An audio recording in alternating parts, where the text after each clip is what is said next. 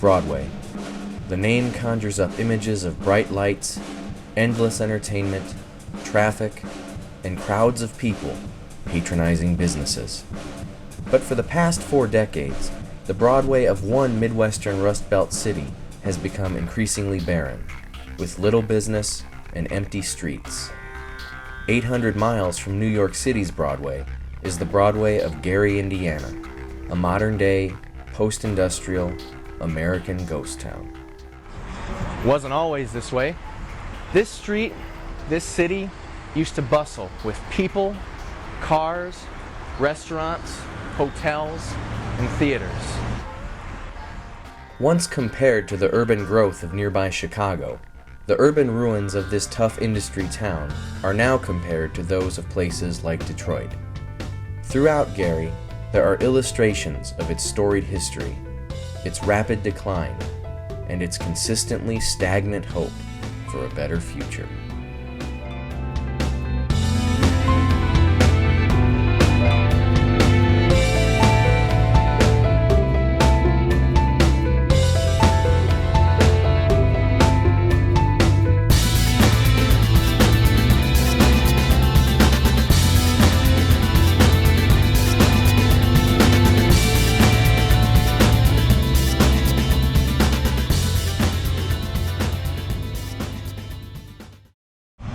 Before we see what Gary has become today, we first need to look at how it got here. And the only reason Gary is in existence is because of the mill.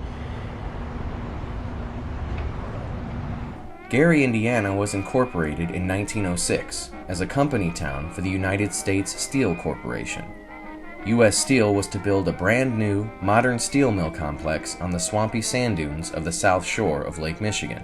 The initial 9,000 acres of Gary were purchased at a cost of $7.2 million. The city itself was built to house the large number of workers that would be employed at the mill. Gary was named after Albert H. Gary, one of the founding chairmen of U.S. Steel. His likeness is still present outside City Hall today. Tens of thousands of immigrants came to Gary for jobs at the mill. By 1920, 60% of Gary's population was immigrants, mostly from Europe. Mexicans and Southern blacks also migrated to the segregated city. Over the years, Gary's fortunes rose and fell with those of the mill. As the 1920s roared, so did Gary. Broadway, which just 20 years earlier was a pile of sand, became Gary's central thoroughfare, filled with businesses and patrons. By the end of the decade, the 23-year-old city possessed over 1,300 retail stores, generating nearly $50 million in annual sales. The city was well on its way to becoming the Chicago of Indiana. Dr. James B. Lane is Professor Emeritus of History at Indiana University Northwest in Gary. He is the author of many publications on the city of Gary, including Gary's First 100 Years and City of the Century, A History of Gary, Indiana. A lot of exciting things were going on during the 1920s. Gary's population virtually doubled. And there were even hopes back then that Gary would diversify and not just be a one-industry town. There was promise that Gary would no longer be a cultural satellite of Chicago, but a city like Indianapolis became. As the mill and country fell to the Depression, so did Gary. U.S. Steel lost over 90,000 jobs between 1929 and 1932. But the nation's wartime production jump saved the mill, and the post-war economic growth was felt in the city. By the 1950s, Gary was booming. At the height of its growth, the city's population reached 180,000. It was a mini Chicago, the shopping and entertainment mecca of the Calumet region. It was the Steel City, a miracle city, the city of the century. Gary was not unlike most large industrial cities in that it was home to people of many different cultures and ethnicities. From the city's inception, Gary was de facto segregated. There were parts of the city for whites and parts for blacks, Jews, Mexicans, and other groups. There were also 2 different Garys in terms of status. The north side of Gary was home to the city's professionals and mill executives, a population made up of white Protestants. South of the Wabash Tracks, however, lay the South Side, or the Patch, laden with poorly constructed, overcrowded housing and populated by immigrants and Gary's poor. Gary remained very polarized, and really into the 1960s, even though blacks were approaching 50% of the population, they could only live in a small area of Midtown, or the Central District as it was called. In 1967, Gary elected Richard Gordon Hatcher as its new mayor. He became one of the first African American mayors of a major U.S. city. It was a contentious time in Gary, as it was throughout the country. Hatcher was a staunch civil rights activist and was often accused of being racist against whites. Upon election, Mayor Hatcher attempted to integrate what had previously been racially segregated neighborhoods of Gary. Local realtors played on integration fears to sell the houses of those looking to get out of the city. Some neighborhoods even threatened to secede. Although Hatcher worked to ease the worries of residents, a downturn in the steel industry led to a loss of mill jobs, an economic recession in the city, and increased crime. All of these factors contributed to a white flight from Gary. A large number of white residents fled the city for less developed and perceived safer towns to the suburban south. Towns like Crown Point and Cherville prospered as the white population shifted out of Gary, taking their businesses and tax money with them. Pressure from local politicians led the Indiana General Assembly to exempt Lake County from the state's buffer zone law. This effectively prevented Gary from annexing land and allowed land immediately outside of Gary's city limit to be incorporated as a different town. As a result, the town of Merrillville was created in 1971. Just 3 years later, the massive South Lake Mall opened on the outskirts of Merrillville, luring many businesses and patrons away from Gary and other cities in northern Lake County. The name Gary was received with very negative connotations. The neighboring city of East Gary reverted back to its original name of Lake Station. Gary's daily newspaper, the Gary Post-Tribune, dropped Gary from its name and eventually moved its operations to Merrillville.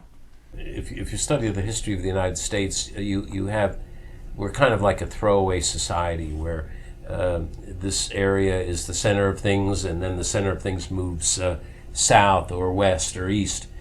And had Gary been allowed to expand in terms of annexing property to the south, like it should have, Gary and Maryville would be one unit, and maybe Route 30 and the stuff out there that's easier to get to would be one prosperous entity.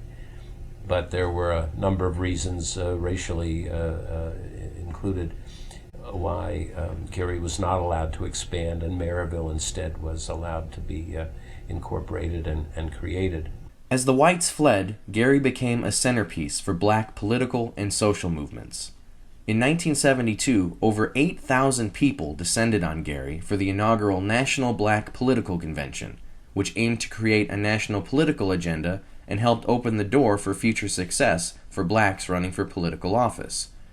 Miss Black Indiana and Miss Black America pageants were held in the city throughout the 70s. But those who held economic power were still leaving Gary in droves. By the end of the 70s, less than 40 businesses remained in downtown Gary, compared to over 500 just 20 years earlier. By this time, Mayor Hatcher was attempting to renew and re-energize the failing downtown area. His plan to boost Gary's economic woes was to turn the city into a world-class convention and meeting center. Hatcher proposed an ambitious downtown convention center complex and attached hotel. The new hotel was to take the place of the 14-story Holiday Inn, which closed in 1975 after opening just 4 years earlier. In 1978, the Gary Sheraton Hotel opened for business. The Genesis Convention Center followed, but was delayed, and did not open for 3 more years. To make matters worse, a lack of funds caused the convention center complex to be reduced in size. There is still some evidence of what was originally proposed here. Here is the Gary Sheraton Hotel today.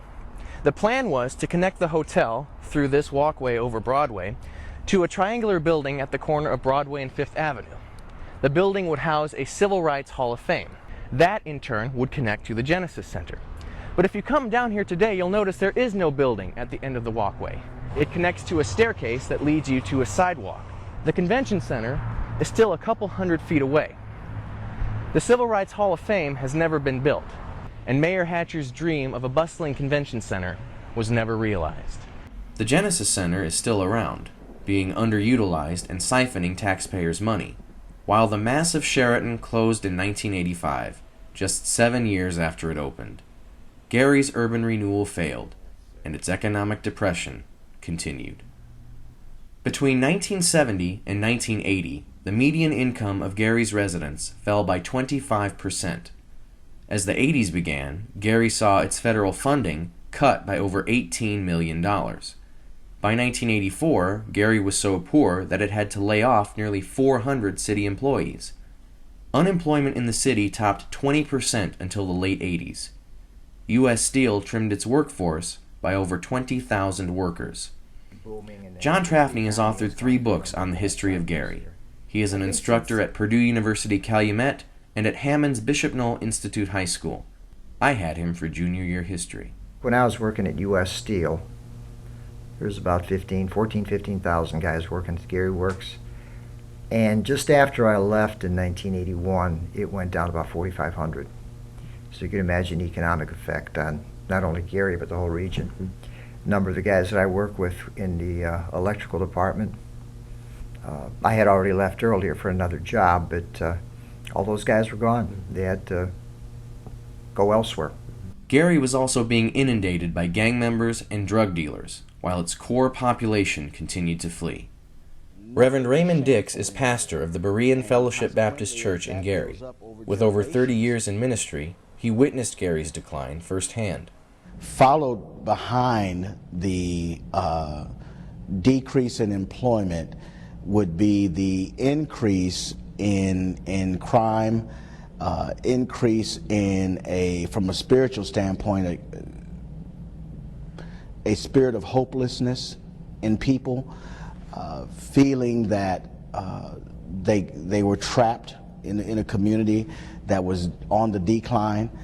And we also saw the decrease in population. When I came to Gary as a young pastor, 25 years old, Gary probably had 116,000, 117,000 people, maybe 120,000. Another significant change was the decrease in young people coming back to the community once they completed education. The brain drain. You know, people who were able to go to college, young people from this church able to go to college, had to go other places to find employment and started lives in other communities, Indianapolis, Atlanta, places like that. By 1990, Gary had lost almost 35% of its total population. Though the population fell, crime continued to grow.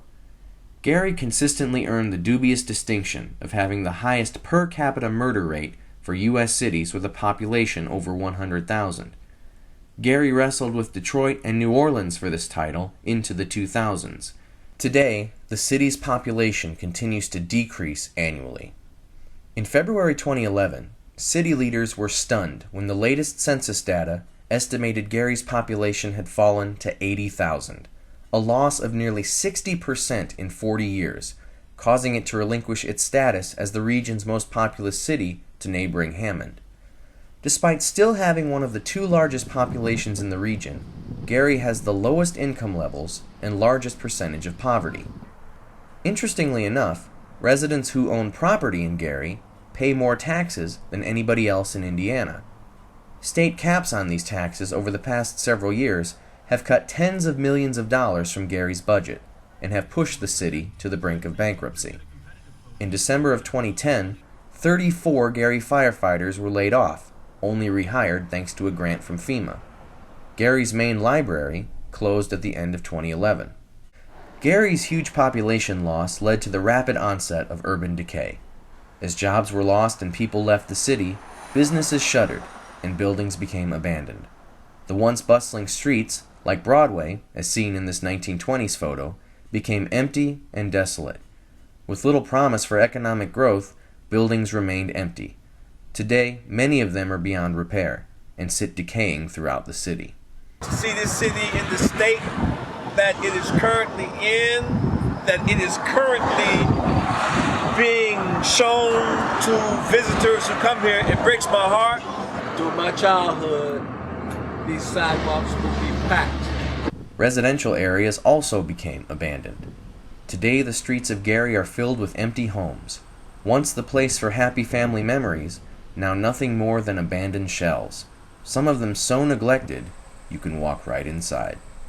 Some houses have been burnt to a crisp, by arson or otherwise, yet they remain standing, a charred fixture of the neighborhood in which they were built. Some abandoned areas of the city no longer even have buildings. Entire blocks of Gary have become fields of overgrown grasses, weeds, trees, and debris. According to U.S. government statistics, the 10 emptiest neighborhoods in northwest Indiana are all located in Gary. The Northwest Indiana Times reports that 1 out of every 5 homes in Gary is abandoned. Gary was basically left to be a forgotten city. It has been called an American disaster. Gary's seedy reputation has left it nearly invisible. While welcome to Gary signs do exist, some entrances to the city are barely marked. Entering from the south, for example, on Broadway, Gary's main street, you have to look really hard to even know you're crossing the city line. Gary has become a punchline among other residents of northwest Indiana.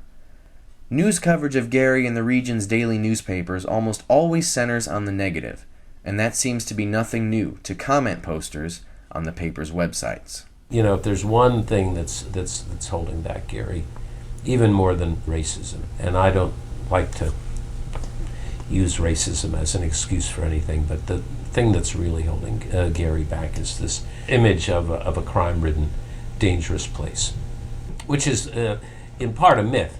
You know, there are certain places where I wouldn't go at night, but I've walked. I've come for 40 years to the campus of IU Northwest and been totally safe. You know, there are some people that won't send their kids here because they fear. You know, and I'm a big high school basketball fan, and sometimes when the suburban schools will play Gary Roosevelt, they'll come in a motorcade, you know, because they feel safe if they come in bulk. There have been futile efforts to fix up the city. Before the Miss USA pageant came to Gary in 2001, the city painted scenes of life over the boarded-up doors and windows of many abandoned downtown businesses. Remnants of some of these scenes remain today, while other buildings have been fitted with fake facades. On one preliminary visit to Gary, we found one of these facades had completely fallen off the front of the building, revealing newer wooden boards placed over the nearly decade-old painted boards, and exposing the inner decay that had been covered up. The facade remained there for over a week, reportedly due to the construction company's reluctance to replace it because of the building's instability. In less than a century, Gary has gone from shining jewel on the south shore of Lake Michigan to the most maligned city in northwest Indiana, if not the entire Midwest. There are literally thousands of abandoned buildings scattered through Gary, as its population has fled to southern suburbs. Despite what Gary looks like, the prejudices held against the city can sometimes be undeserving. As someone who works in Gary, I spend a large amount of time in the city, interacting with residents, students, and any others who come to Gary. As a local historian, I spend time walking the city streets, photographing the historic structures that remain. In the course of over 24 full man-hours spent in Gary, through the various stages of production for this film, at no point were my crew or myself accosted, or did we feel threatened in any way. Gary against the outsiders, and then the attitude of many from the suburbs that I wouldn't go to Gary. Every Sunday I still go to church. I go to Mass, in the city of Gary, and come here to do research. Sure, you know there's bad areas, but that can be any place too. Attitudes hurt a lot too. Just again, besides the politics, a lot of the attitudes outside and inside of Gary, the us against them type thing, and just anything mentioned about Gary, the total negative, Gary, that I think has hurt quite a bit. And I don't think there's any place in the whole Midwest, as far as one city, that was so, if you want to use the word, detested and hated. I think Gary was was really hurt by that. Gary has had a rough time in the past 40 years. But one important detail to recognize, and one that is often overlooked, is the positive side to Gary. The reasons Gary still has potential to overcome its demons. From Indiana University Northwest, boasting an enrollment of over 6,000 students, to the lakefront access of Miller Beach and the small-town charm of the Miller neighborhood, to a family-friendly minor league baseball team, Gary does have its upsides. Visitors have begun to come back to Gary, even if it is just for a few hours at a time. Yet these positives are the largely hidden part of the story of Gary, whose dramatic decline from its 20th century glory days is well documented throughout the city today.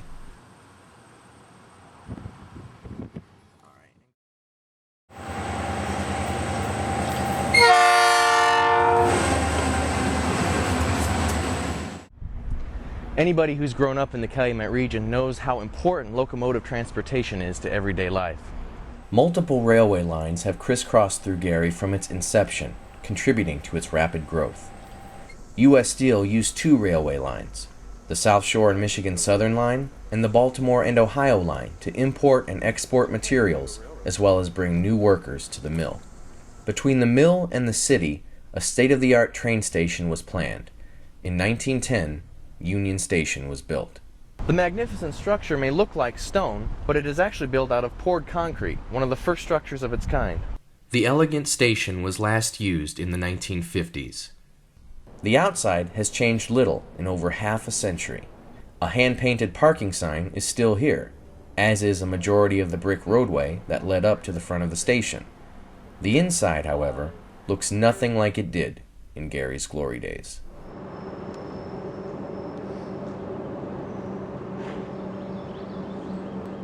Little is left of Gary's grand train station.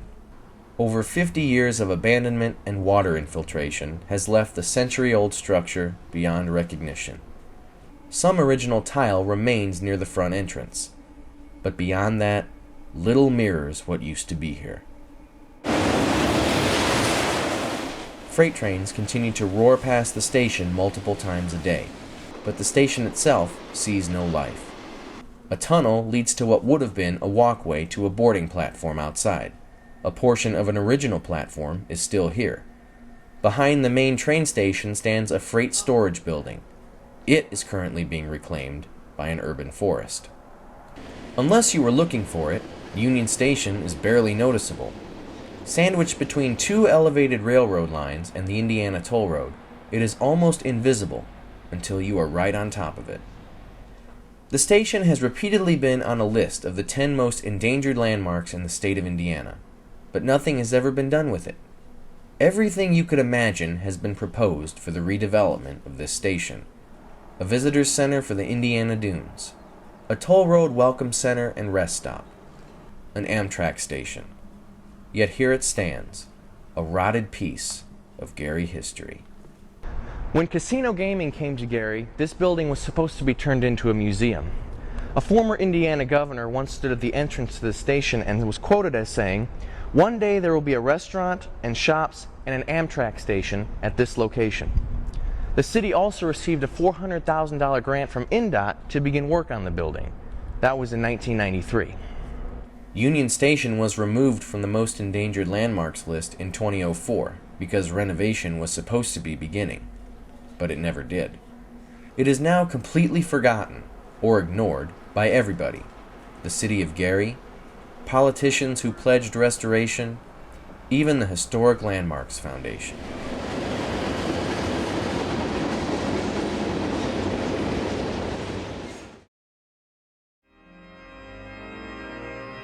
A 9-story limestone structure stands in the middle of a city of brick and steel. It opened in 1926 at a cost of $1.3 million, equivalent to over $15.5 million today.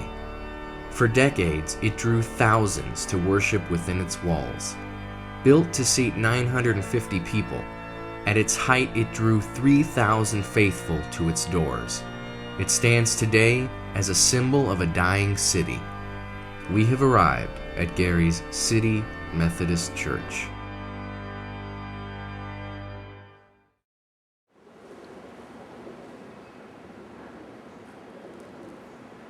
Abandoned for 35 years now, the church is still holding on to some of its former beauty.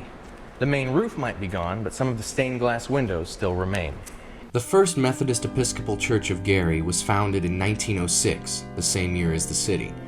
The community met at a couple different churches until 1925, when, under the direction of their pastor and visionary, William Seaman, the city church was commissioned. Seaman envisioned a church and gathering place in the heart of the industrial city. He felt the central location would put the church on par with the other institutions of the downtown area. He wanted Christ to have a living presence in the city's heart. He also felt that the church's presence could combat the ills of the city, the strongholds of ignorance, immorality, crime, and disease, combating the debasing amusements, low theaters, and immoral dance halls located in Gary.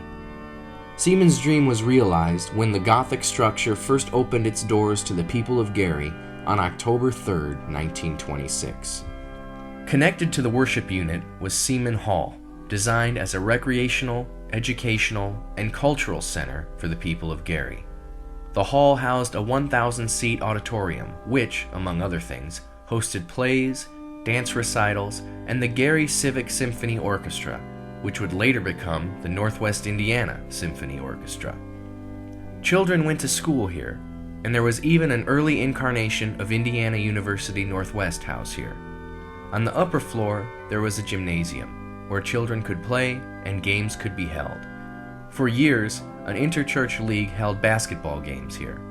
There was also the fellowship room, whose beauty was an attraction in itself, and whose main purpose was in the name, fellowship. The structure was first dedicated in October 1926. The United Methodist community served the city of Gary for decades, but they were not immune to the radical changes that took place, beginning in the 1950s. The church's congregation peaked at just over 3,100 in 1952, but quickly fell to less than 1,700 by 1960. Things only got worse as the population shifted out of the city. By 1972, there were less than 1,000 worshipers at the city church, and that number fell below 300 just 3 years later. Managing the Leviathan church for such a small congregation proved impossible, and the church soon closed its doors. On October 5, 1975, 69 years to the day the Methodist Episcopals were founded in Gary, a faithful crowd of 201 attended the final service at City Church. The building has basically sat abandoned since. In October 1997, a suspicious fire roared through downtown Gary. It was this fire, in addition to over 20 years of neglect, that caused major roof damage to the building. Since the fire, the church has become a mecca of sorts for urban explorers, becoming one of the main attractions of abandoned Gary. One urban photographer who highlighted City Methodist in his work was a young man named Seth Thomas. Thomas loved photographing abandoned buildings and made City Methodist a frequent subject of exploration. Gaining inspiration from old photos of the church, he attempted to illustrate how drastically it had changed by duplicating where the original photos had been taken.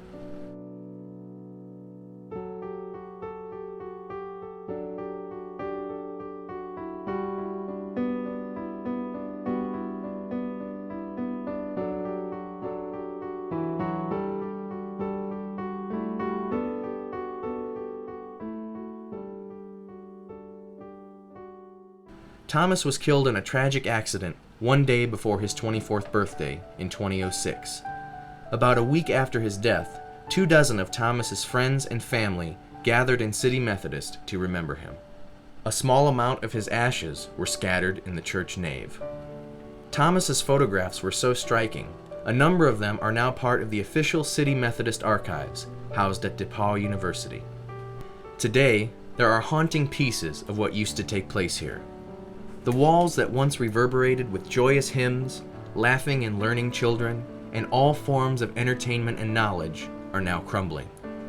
Year after year, the structure of City Church grows less and less stable.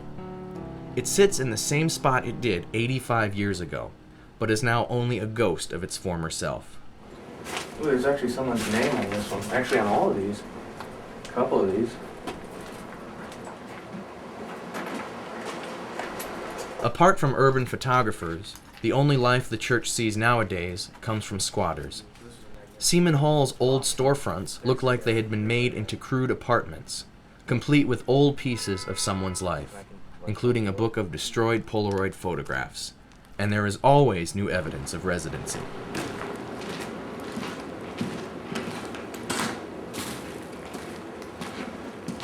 Were these here when we walked in?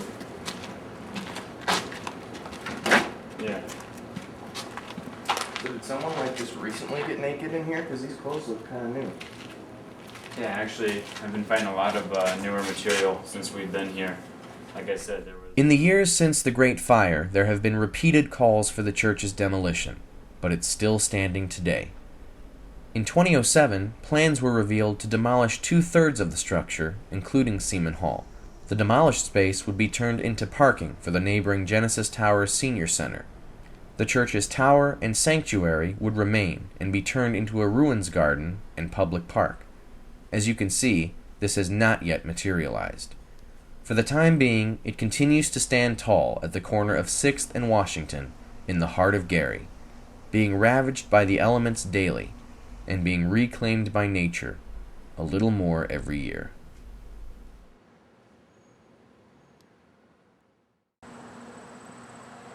The writing on the wall says it all. The place to go for sports, concerts, the theater.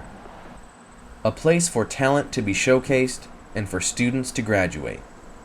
A memorial to soldiers and a multi-purpose building full of memories. The Gary Public Schools Memorial Auditorium. Towering over 7th Avenue and Massachusetts Street, the auditorium was a proud building in its heyday. Built in the mid-1920s, this was the place to be for any special event going on in the Calumet region. Long before the Genesis Center or the Star Plaza Theater, there was the Memorial Auditorium. Completed in 1927 and dedicated as a memorial to Gary's World War I veterans, the massive auditorium measured 125 feet wide and nearly a football field in length. And my, what this building has seen. In 1948, President Harry Truman delivered a campaign speech here to Democratic constituents. Numerous heavyweight boxing bouts and region basketball games took place here. Generations of graduates of Gary's public schools walked across the auditorium stage. Gary's unions held rallies here. The sounds of symphony orchestras and popular bands coursed through these walls, including Gary's favorite sons, the Jacksons, who won a talent contest here in 1967. One of the most notable moments in this building's history occurred on November 1st, 1945. In September and again in October of that year, white students of Gary's integrated Frable School boycotted classes and demanded resegregation of the school. On that November evening, 30-year-old Frank Sinatra performed a show at the auditorium. During the performance, Sinatra spoke out against racial intolerance and encouraged an end to the boycott. Estimates of 6,000 to 7,000 people packed into the auditorium to listen to the crooner. Back then, the building looked much like it did in these old postcards, but there is little left of the once grand structure today. The building had been vacant for over 25 years when disaster struck. On October 12, 1997, a devastating fire roared through downtown Gary. The fire damaged or destroyed multiple buildings on Broadway and over 3/4 of the Memorial Auditorium, leaving it in ruins. The majority of the auditorium's original footprint is now overgrown with trees and weeds. Once inside, one can only imagine the importance and beauty the building once possessed. There are really only 3 main parts of this building still standing. The first is a lobby and main entryway, including original doors, tile, and ornamentation, much of it showing fire damage. There is also a lower level. Amidst the darkness and debris are a couple former entryways to the building, along with a box office. Once you ascend the main staircase toward the upper level, the extensive damage this building has suffered becomes clearly visible. Pieces of fire-damaged debris still cover the original tile detailing of the stairs. The upper level is completely open to the elements. Original steel beams still stand intact above a thick jungle of weeds. Original light fixtures still hang from the wall. What's left of a water fountain still sits in its place. Even pieces of the building's ornamental exterior are littered here. Unfortunately, with the city nearly bankrupt, the funds to preserve crumbling, burnt-out relics like this are non-existent. The Memorial Auditorium will likely stand until the strong roots of its deciduous plants and harsh winds of northwest Indiana's changing seasons finally bring her completely to the ground. She stands today as another symbol of Gary's many great losses.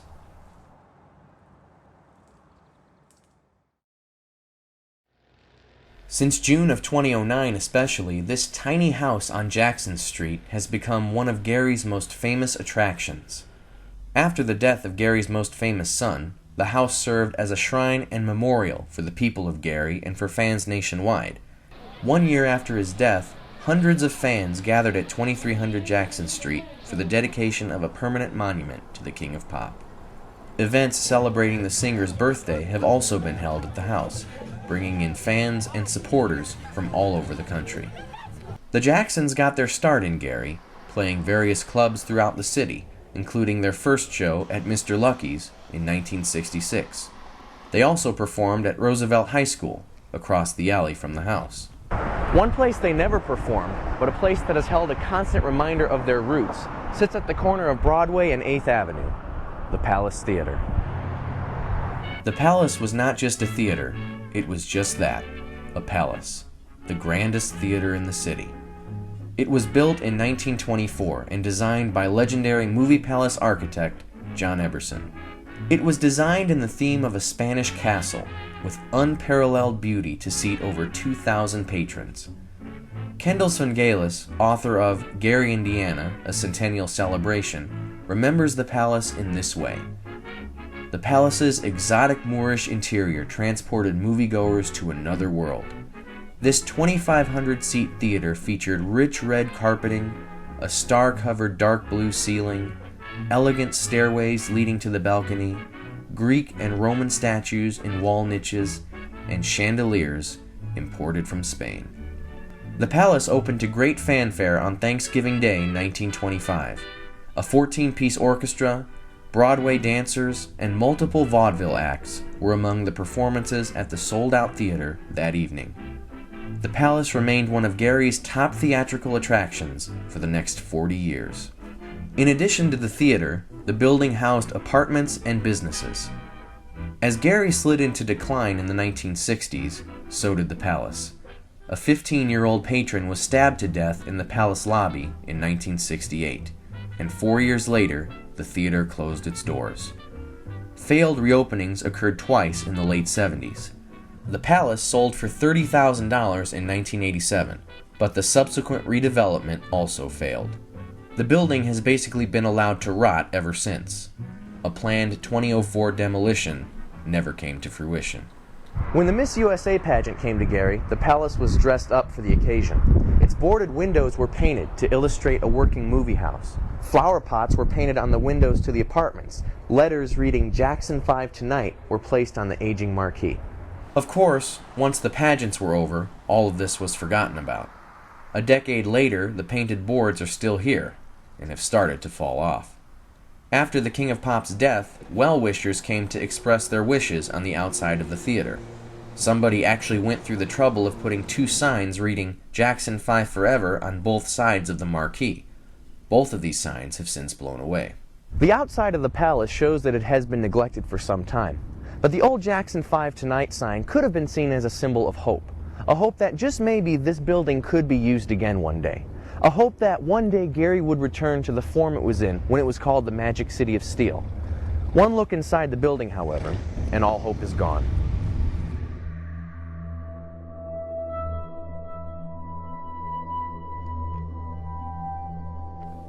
It's a wasteland. Littered throughout with broken pieces of its former magnificence. Exposed to the elements. A curtain still hangs, never to be moved again. A rotting baby grand piano faintly cries in the darkness. Got a chord.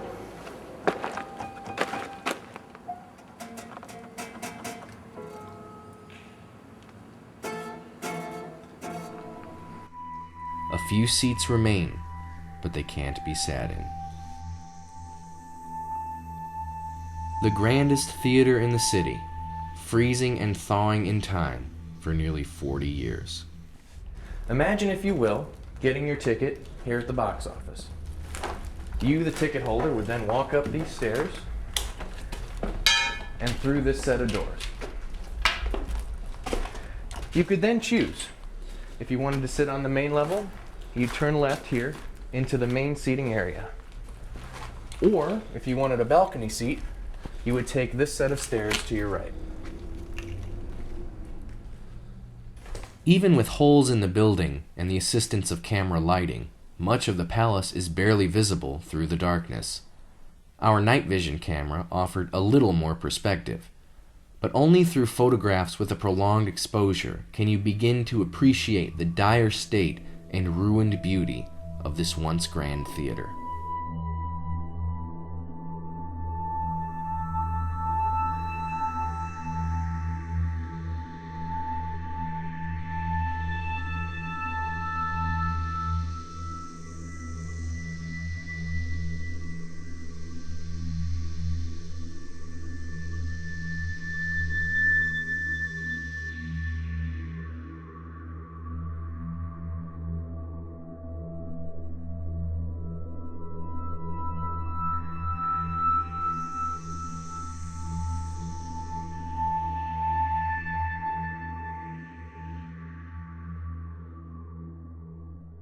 Some items still present in the building represent what used to go on here. But after nearly 40 years of decay, neglect, and exposure to the rough Northwest Indiana climate, there is little to be salvaged. Scavengers have already had their pick of the litter, so to speak. Up until 2010, there were still seats found in the main seating area. They have all likely been scrapped, with only a scattering of cushions remaining. Even the old palace film projectors have been stolen from this piece of Gary's past. Conditions in the theater now allow for fungus to literally grow in the projection rooms. Seeing the current state of this majestic structure is sad enough, but when you compare it to what the theater looked like at its peak, it's truly tragic.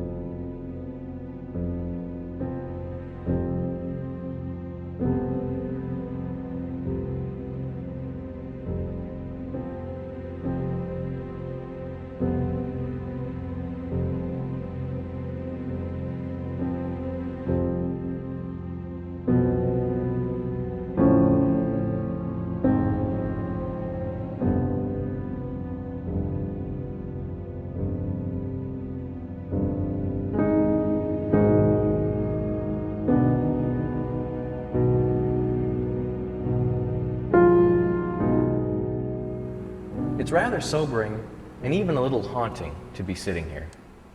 It's been nearly 4 decades since this theater was last in use, but for 5 decades before that, thousands of people used to cram into this room every night. This was the most elegant, most beautiful theater in the entire city, the basic outline of which is still barely visible. A walk through the palace today is like a treacherous mountain hike. Scavengers of the building's exterior ornamentation have left holes in the building, allowing even more exposure to the elements and more damage to occur on the inside. Decades of this has allowed dirt, ornamental bricks, and pieces of ceiling to land wherever they may. With all that has been lost, some of the palace's true beauty is still visible in the remnants of one of the theater's bathrooms. Judging by the urinals still present, this was the men's room.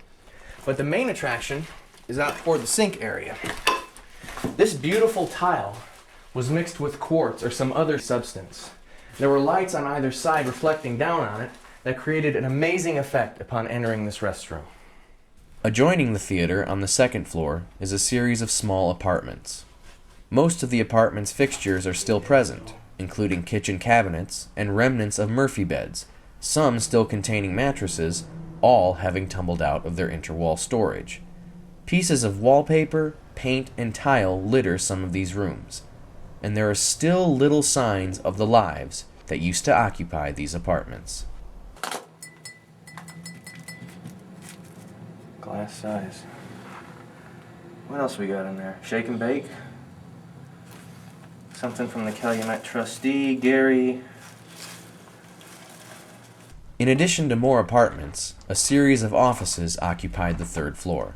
The most notable of these is the office of a physician and surgeon, whose name is still on the door.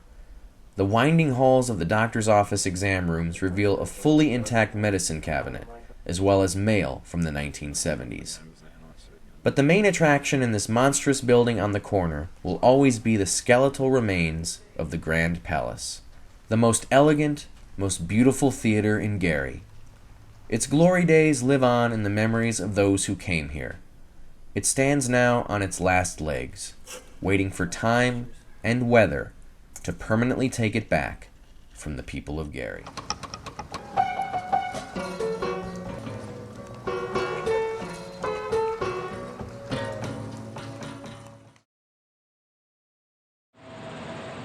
Fragments of Gary's storied past are scattered throughout the city's abandoned remnants. Vacant storefronts still contain pieces of their retail histories. Unused receipts for a music store, closed for decades, are piled on the floor, along with hundreds of vinyl discs from decades past.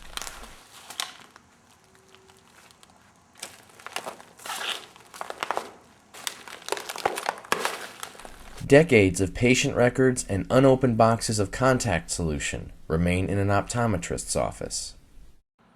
Apartment buildings and houses still contain furniture, as if their owners may return at any moment.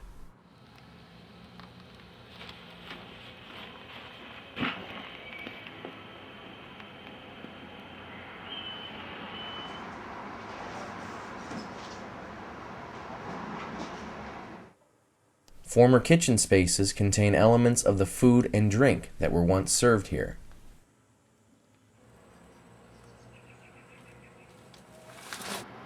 Clothing, still in drawers, still hanging in closets.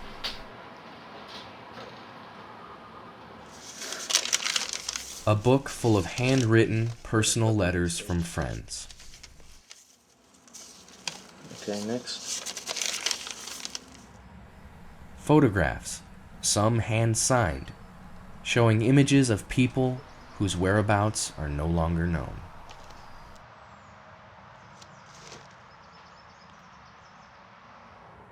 But perhaps nowhere is Gary's fragmented history more preserved than in the buildings that used to house Gary's schools. From 1907 until his death in 1938, Dr. William A. Wirt was the superintendent of public schools for the city of Gary. Wirt implemented an 8-hour work-study-play model of schooling, which required students to learn hands-on trades and be exposed to subjects such as physical training and music, in addition to learning traditional school subjects. Under Wirt, Gary's school system blossomed. The first schools built to house Wirt's educational philosophy, called unit schools, were Emerson in 1909 and Frable in 1912. The buildings housed students from kindergarten through 12th grade. Horace Mann's school followed in 1927, becoming strictly a high school in 1965. Gary's schools garnered national attention, and the work-study-play model soon became the standard, emulated by over 200 school systems in the United States alone. A problem in Gary's schools that mirrored a citywide problem was that of segregation. Superintendent Wirt believed segregation was necessary. Due to an increasing black population, as well as a growing resistance to integration, Roosevelt School opened in 1931 to cater strictly to African Americans. Over the next 10 years, dozens of new schools would be built throughout the city. In those days, Gary was a bastion of schools that produced a well-rounded education. But when Gary's decline began in the 1960s, so also began the decline of its schools. Enrollment in Gary's schools peaked at around 45,000 students in the 1960s. That number has since declined by over 75%. School after school has closed, including Frable in 1977 and Horace Mann in 2004. Emerson moved from its original building in 2005 to a new school in the Miller neighborhood. While Frable was eventually torn down, over 24 former school buildings still sit abandoned and decaying throughout the city. In June of 2010, the city of Gary put 15 abandoned schools up for sale, hoping somebody will have the financial resources and vision to redevelop these huge abandoned parcels of land. While these buildings are currently up for bids, they each have a history still present within their walls. The images are so poignant and saddening, they speak for themselves.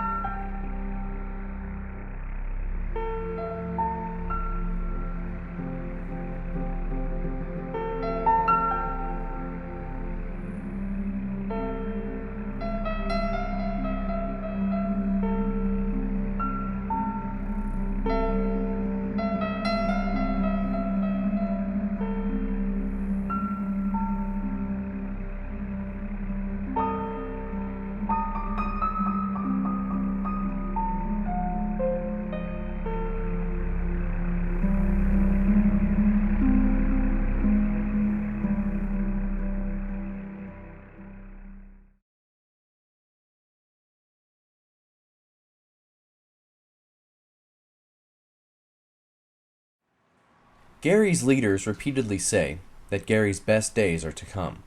They justify this by identifying the strong potential Gary has for development, and through optimistic visions in which they extrapolate that potential. One of the most detailed visions was a 5-year master plan unveiled in 2007 by the then mayor of Gary. The plan, described at the time as a done deal, was to re-energize the northernmost section of Gary's abandoned downtown corridor. The old Sheraton Hotel revitalization was scheduled first, to be made into senior housing with a mix of offices and commercial spaces. The building's old skywalk would connect to a brand new convention center hotel at the corner of 5th and Broadway, next to the Genesis Center. The optimism of new businesses opening up around the Genesis Center would lead to other developments down Broadway, including the building of a new theater complex, including a museum honoring Gary's most famous son, on the current site of the Palace Theater. As things took shape, a new tourist center would be built on the current grounds of the Memorial Auditorium. As the new city center began to prosper, new residential plots would be built on the current site of the city church. This just scratched the surface of the 5-year master plan, and it's nothing that hasn't been proposed before, just on a much larger scale. But with the continuing dire state of Gary's economy, and with its predicted tax cap-induced economic disaster forthcoming, where the funding for all of these projects is supposed to come from seems like an idealized mystery. If we come back to Gary in 5 or 10 years, will we find any of these ideas implemented?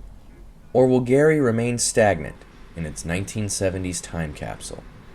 Being that absolutely none of them have begun, let alone come to fruition, it seems we have already received an answer.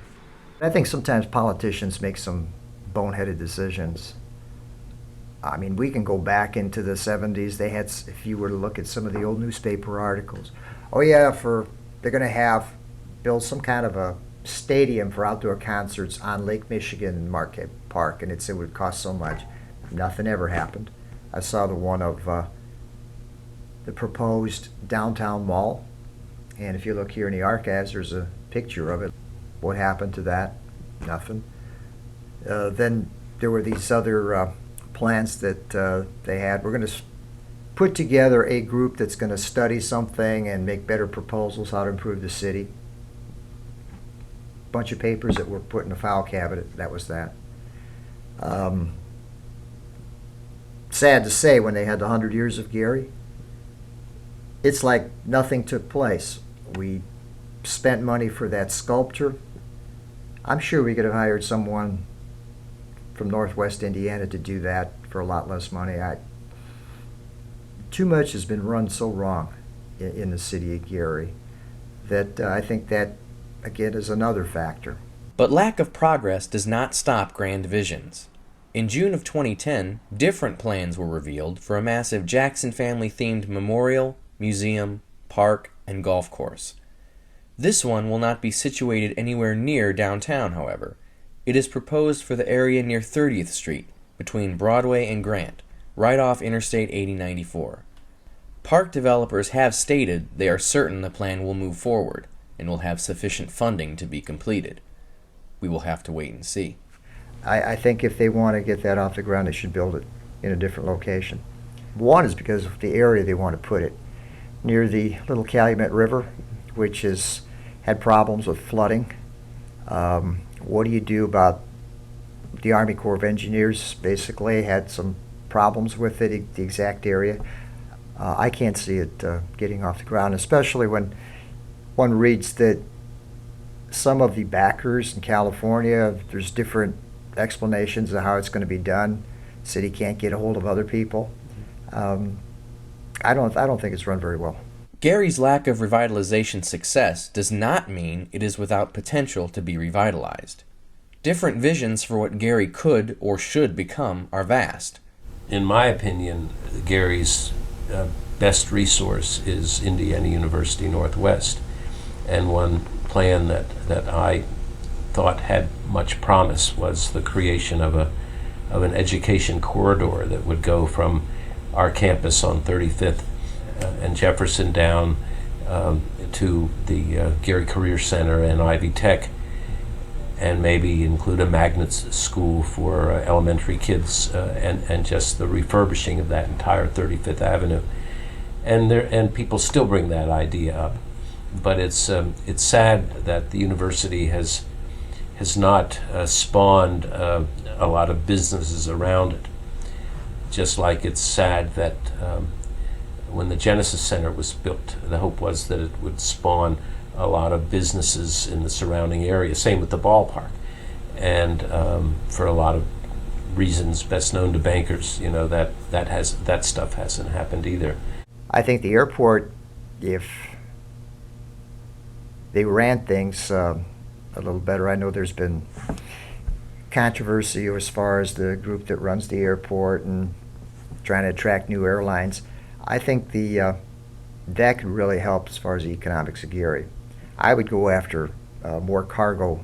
If they're going to bring in, let's say, different types of businesses, you want to plan to locate them close to the main arteries, let's say the Bourbon, I-65, so that people could come in and out quickly, so that goods and services could come in. I think they should level entire sections of the city that are abandoned. I know they've always talked about, you tear down this building, that some kind of plan, we just go right through and you level everything. I think the city's going to have to be a lot smaller. They should focus on certain areas, like I said, that are closest to access as far as bringing in business, and maybe expand from there. The way it's been done for the last 35, 40 years, I think it's unplanned, people taking chances, loans maybe not going through. It was just done very badly, I think. Still others feel Gary would benefit to bring in an entirely different industry, agriculture. On a plot in Gary's historic Midtown district, the vision of an urban farm has been planted through the Stewart House Urban Farm and Gardens project. Teams of volunteers meet bi-monthly to tend the crops on the site, led by project manager Sandy Rodriguez. We've been working on this project, Pastor Katura and Christ United Methodist, for about 2 years now. And this is the first year we've actually done planting, and we have raised beds, and we're growing fruits and vegetables. So the vision is urban farm and gardens, not just a community garden. We hope to be a job creator, we hope to generate revenue, and we hope to sell produce at markets. The farm also attempts to preserve the legacy of Stewart House, a piece of Gary's rich African American history. I grew up in this area, and I participate in the activities at the Stewart House, which was the first black settlement house in this area.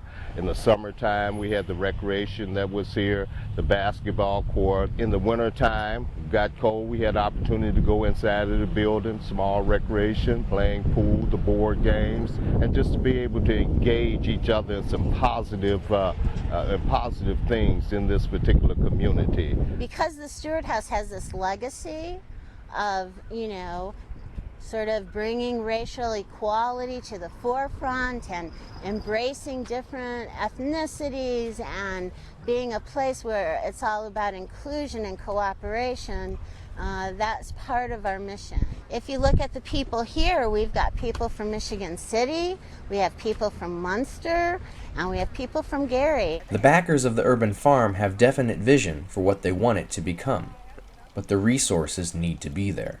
You can imagine we're going to have a nice big, I think it was 25 by 80 foot hoop house. The idea there is season extension, which means you use hoop houses and greenhouses to grow all year long. We hope to have a little aquaponics facility here so that people can see these things starting to be demonstrated, and you can get inspired, and also to do this on your own level. You can garden, you can grow your own food. We really want to promote the idea of increased production of local food in Northwest Indiana. I wish those organizations that have experienced getting grants and getting funds would help us struggling new organizations in some way, because it's like a void. there's not help when you really need it. And I would say this to Gary, it's like in East Chicago, there's an organization called Foundations of East Chicago. That is an amazing organization, and no matter what if you're just beginning or if you're an experienced nonprofit, you go there and you get help, you know. I don't feel that here in Gary, that there's any place where we can really, you know, appeal. Now, I know the new mayor's trying to do a lot. I really think there needs to be some serious discussion about collaboration and helping projects like this get going. Despite Gary's lack of success in terms of revitalizing its economy, one man has recently taken it upon himself to help improve Gary's housing market. Roger Hayward is founder of Gary's Time, a nonprofit organization that works to rehabilitate dilapidated and abandoned houses in Gary and resell them to prospective homeowners. His mission has since evolved to using ex-convicts as a workforce in an effort to also rehabilitate their lives. I met up with Roger on a job site where he and his men were working to clean up a long-abandoned house that had recently been sold to an investor. What we got here is a project house, if you will, that I bought from an investor, and the plan is to use ex-offenders, reentry residents that want to try to turn their life around a little bit, and use these guys' workforce to help get the project done. You know, when I sold the house has been resold now to another investor, and when I made the sale, I told them about my program using you know, workforce development folks to come out. The people that bought the place, their plans are to you know, live in it, make this property as will return to the role as a tax producer, and that's one of the biggest challenges here in Lake County. With help from his therapeutic Labrador, Sam, Roger runs the program from his office in Gary's Miller section. Hailing from Pennsylvania, his interests in Gary began as a real estate investment. I've been in and around real estate and construction for about 25 years, and I bought a home in Gary, Indiana, online as an investment, and it was $1,000. So that, of course, looked like a good investment to anybody. And I bought it as a REO, bank-owned property. So, and what we ended up having to do was a land contract, and folks put some money down, made monthly payments, and those particular people finished up the program, and it worked. So I thought, well, okay, there's something to this. So I want to drive out to Gary. So I drove from Pennsylvania over here to Gary. It's about 10 hours, and ran into this house right here that's on my shirt. But there was this guy sitting on the porch, and there were these two girls kicking this muddy beach ball, whatever it was, back and forth, laughing like life doesn't get no better. And it made me cry, Alex. I just broke down in tears. And so I said, Lord, what are you doing?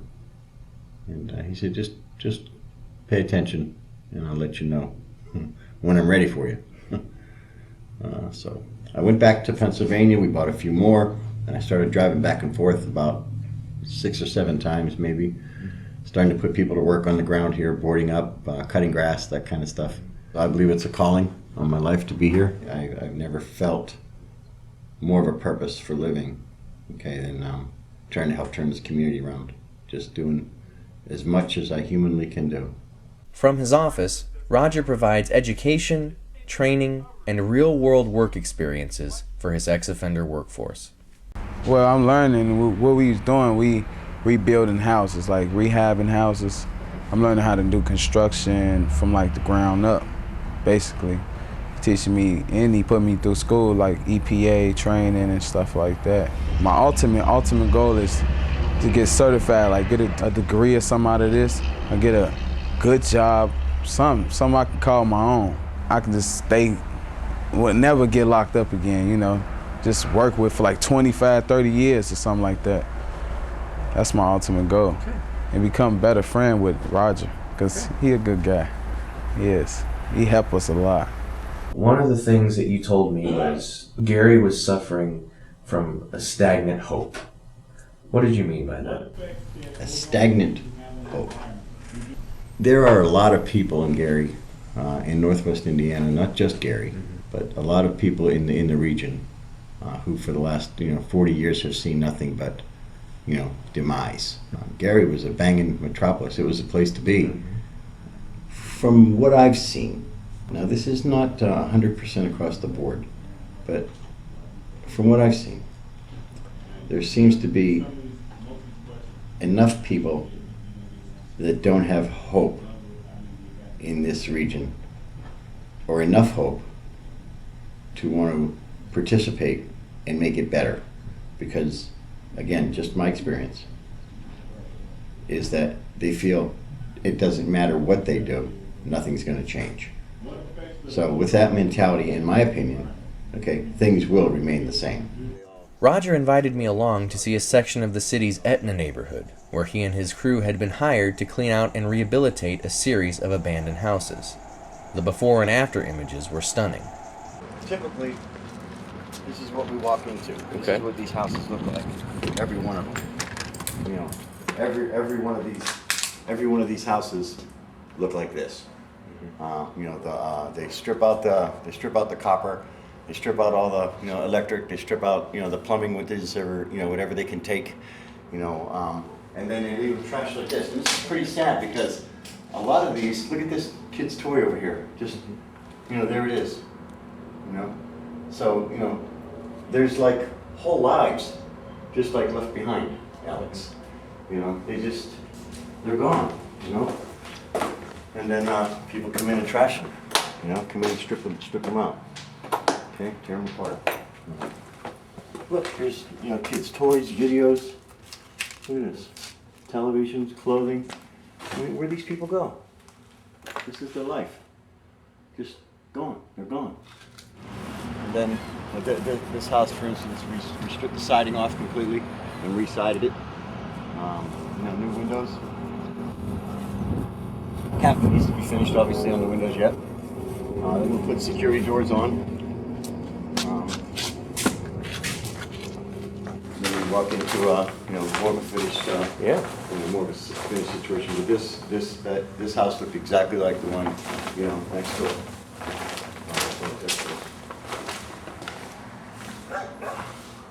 A bit of a difference, huh? Come back here. Obviously put the carpet in. Bathroom is still being finished out. Yeah, so you kind of see one halfway complete here, if you will. Back at the first job site, I asked Roger if just comprehending the sheer number of abandonments in Gary was a roadblock to his efforts of revitalizing Gary's housing market, including the burnt-out remnants right next door to the house being worked on. It is a barrier in terms of bringing new investment, to Gary, because that's all they see. Negatives are more apparent in our society, Alex, and it is a barrier, okay, but it's only a barrier, okay. And if I let it beat me, then I might as well just go back to Pennsylvania, okay. My plans are to help this girl, the buyer here, okay, get in touch with the city of Gary, and maybe we could make some plans that they could actually own a property, and then somehow figure a way to get the building leveled, clear the lot, and at least take away the eyesore, okay? As far as, the other buildings, the other houses on the street, they're in the same condition. It's one house at a time, man, right? There are, thousands of houses in Gary that are in not this bad a condition, but, not livable, okay? This was one of them. While working one house at a time, and with Gary in such dire straits, the ultimate question to consider is it worth it? To me it is, okay, because to me what I'm working at is transforming lives, okay. I believe that the mindset of the folks that are coming into Gary, okay, begins to shift. So will what you see. It just stands to reason. If they start to take pride in their backyards, in their neighborhoods, it has to change. So I believe that's why the offender workforce piece, came together, Alex, because we're kind of dealing with, I'm not going to say the worst of the worst, but you're kind of dealing with ground zero people. There's no place to go but up. And are we going to save them all? No. There's some knuckleheads, they ain't never going to change, until they hit their bottom. I had to hit my bottom before I was able to change. My goal would be to bring them out and give them some tools to equip them to get a job that they can retain, reduce recidivism. In Lake County, Alex, the recidivism rate is 32%, okay? 600 men or women are going to be released to Lake County, whether we like it or not, okay? And 192 of them are going to come back. And those are just the real numbers, okay? If you want to do a little quick math, 192 men and women at $20,000 per year, per resident, per offender, that's $3.8 million. Okay, so Lake County is in effect investing in recidivism to the tune of $3.8 million. There's zero return on that. Okay, my thinking is let's invest in the tools and give these guys, help equip these guys and girls to come out and stay out. Okay, if we can knock half of that recidivism rate over the next 3 years or so, that's 1.9 million. Right? You know how many jobs I can create for $1.9 million? So I'm going to say the answer is yes, because one life at a time, one project at a time. Okay, and if we get enough people on board, this will start to turn around. As we concluded the interview, 3 men from the neighborhood approached Roger separately and asked him about his organization and if they could be of any help. Okay, get me on Facebook, all right? You can always follow what's going on there. All right, message me, whatever, my email's on there. All right, I'm for real. All right. I'm for real. I'll call you every day. Phone out. All right, do it. You'll see. All right, brother. All right. All right, man. Be cool. The answer is yes. Okay. This is the kinds of things that, unless we were here doing it, we wouldn't have a chance to reach, people. Okay. From what I understand, this is one of the nastiest neighborhoods. Okay. Well, there ain't nothing wrong with these people. Okay. They don't want to do the wrong thing, but if they don't have the tools to do the right thing, what are they going to do? For decades, people have looked to Gary's government for answers to the city's problems. In January 2012, Karen Freeman Wilson became the new mayor of Gary. She campaigned on the platform that it was the start of a new day in the city. I sat down with Mayor Freeman Wilson to discuss her visions for the city, as well as other visions that have not panned out. I think that when you look at what potential we have for economic development here, you really do have to start with our existing assets. And our existing assets are transportation assets. They're the airport, they're the lakefront, they are the 4 highways that run through Gary and the 3 Class 1 rail lines. And so that speaks to the development of an intermodal yard, that speaks to the enhancement of the transportation in and out of the Gary Chicago International Airport. And so when you look at the 5-year plan, that really did require the building of some significant infrastructure, whereas the development of our transportation assets really builds on what is already here. Mayor Freeman Wilson also offered a straightforward assessment on the status of Gary's most infamous, non-existent attraction. There has been no concrete plans that have been made even prior to my taking office that would lend credibility to the project. And so nothing has happened since I've been in office that lends credibility to the project either. We are not hostile to it, we're not closed to it, but any project involving the development of a Jackson Family Museum or amusement park or any other idea has to come with financing. What do you think Gary needs most in order to kind of get rid of that negative perception and to reach that revitalization that has been everyone's goal? I think we need enlightenment.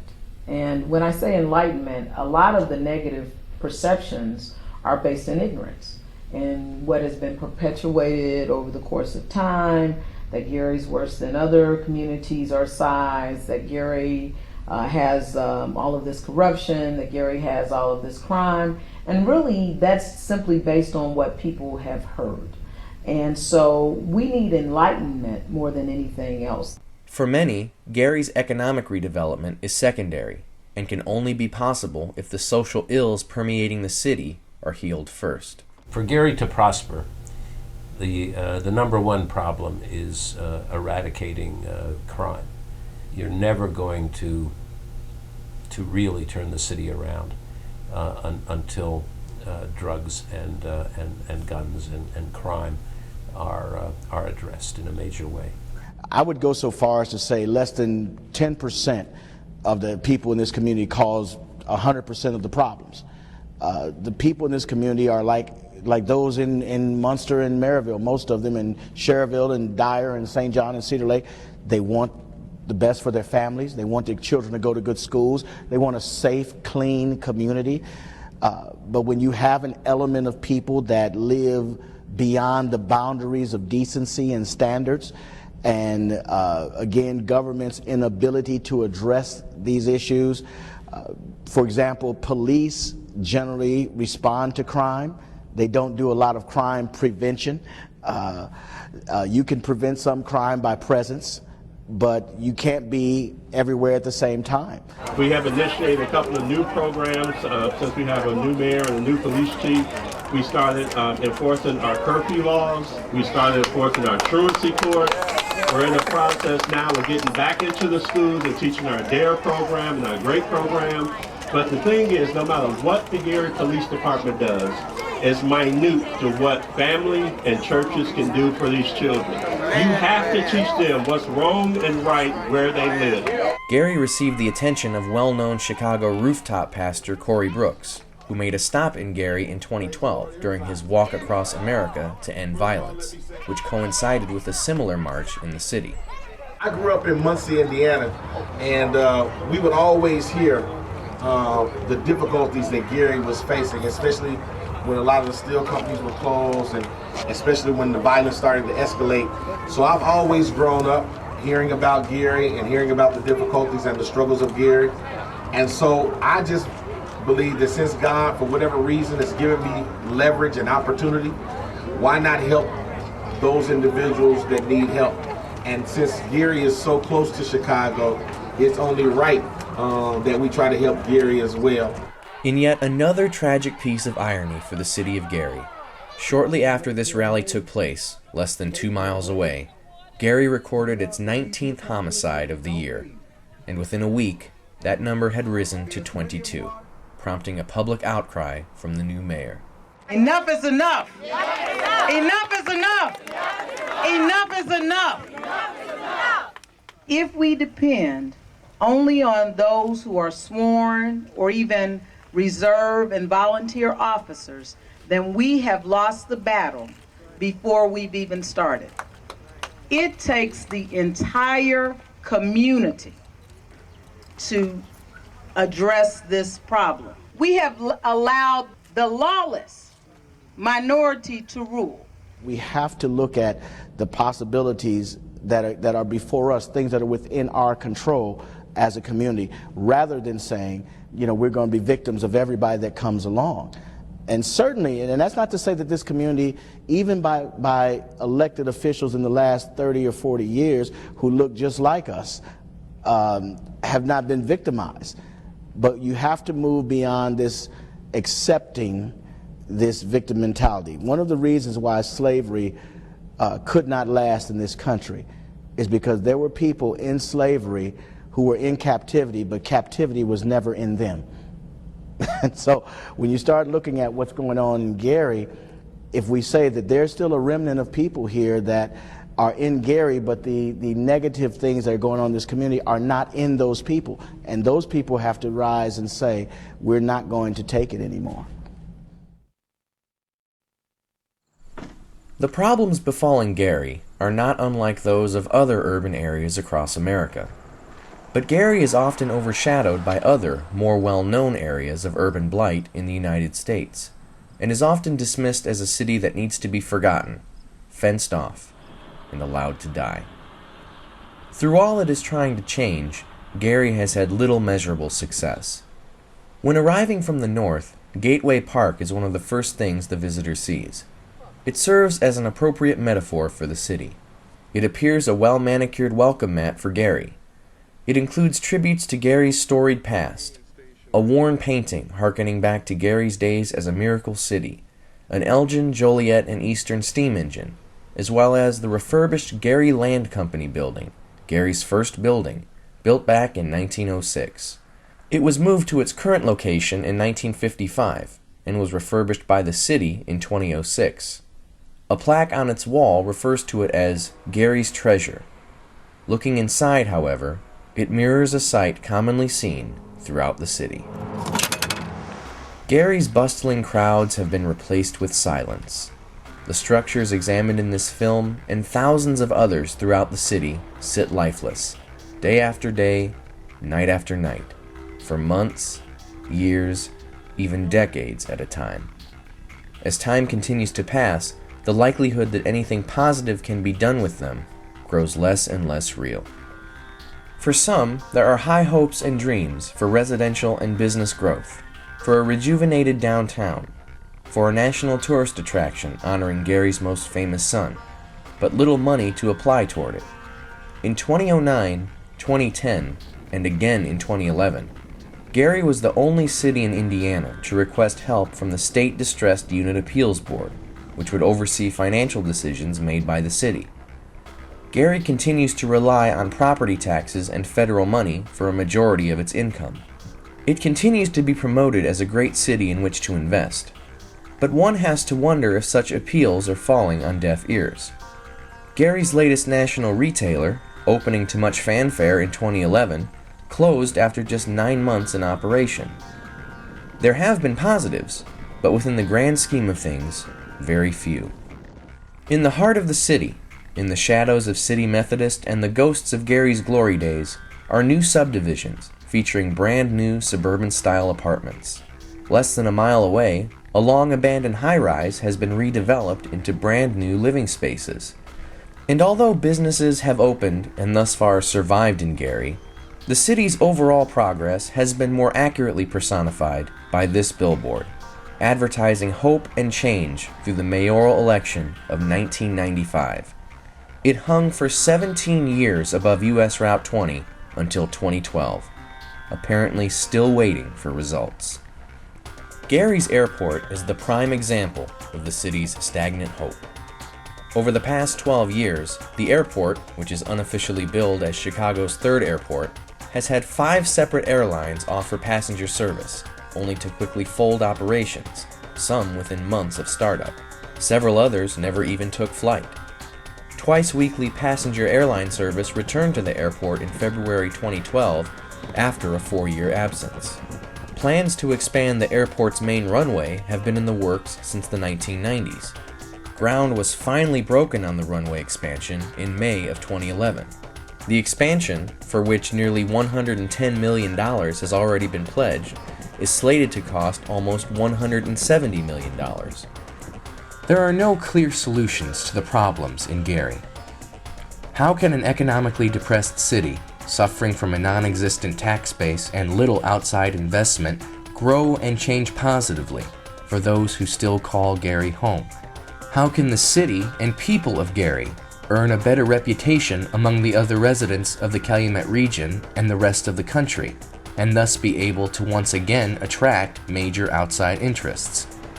How can what used to be preserved, when what is proposed to come has no guarantee? Gary is filled with continuous pipe dreams, but questionable progress. Abandoned structures dominate Gary, years after they were supposed to be torn down or redeveloped. The abandoned Bear Brand hosiery factory stood partially demolished for a year and a half before finally being brought to the ground in April of 2011. At the time, the site was touted as a locale that would be redeveloped. Today, it is yet another abandoned plot, overgrown with weeds. The most noticeable abandonment in the city, the old Gary Sheraton, was supposed to be turned into move-in ready senior living apartments by the summer of 2008. The redevelopment, although still advertised on the building, officially ended unsuccessfully in the summer of 2010. Gary's hope for change, which it has felt for decades, remains stagnant. And in a city with an 86% African American population, historical landmarks that could honor that history are being lost forever. VJ Records, the country's largest black-owned label prior to Motown, was founded in Gary.